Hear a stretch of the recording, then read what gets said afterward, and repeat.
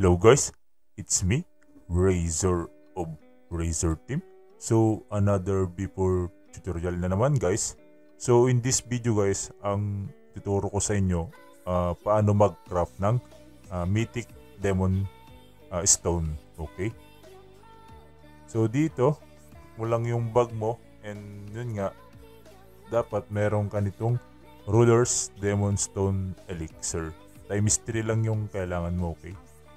Okay, tapos click mo lang yung craft, polishing, and yun nga, dapat na plus 10 mo na yung demon stone mo, okay?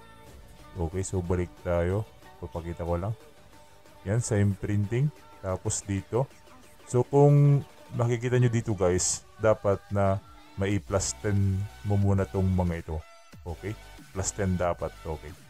Itong mga legendary na Demon Stone. Okay?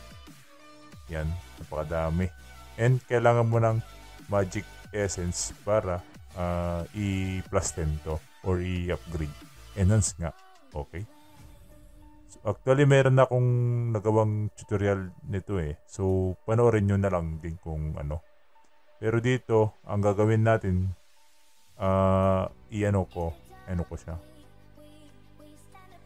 Gagawa tayo ng first time kong gumawa actually, through crafting, yan, polishing.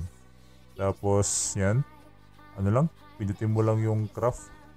Okay. Oh, ano daw? Ay, sorry, mali yung na-click. Kala ko ito. Yan, tapos craft mo lang. And for your info lang guys, ang crafting issue, hindi, crafting cost pala, 100 million. Okay, laki. Yan. Boom. Okay. So yan, tingnan natin kung nasan na yun. Okay. Ang banda kaya yun. Ayun, grabe.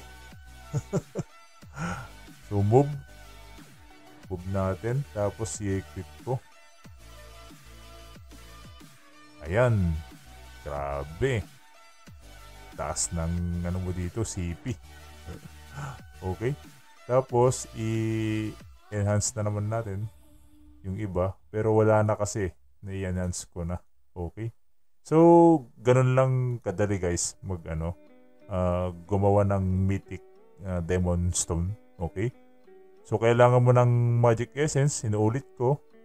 Kailangan plus 10 to, itong mga to. Tsaka kailangan mo ng rulers na Rulers Demon Stone Elixir. Tapos pindutin mo lang yung craft. Okay? So I hope na meron kayong natutunan in this video guys. See you next time!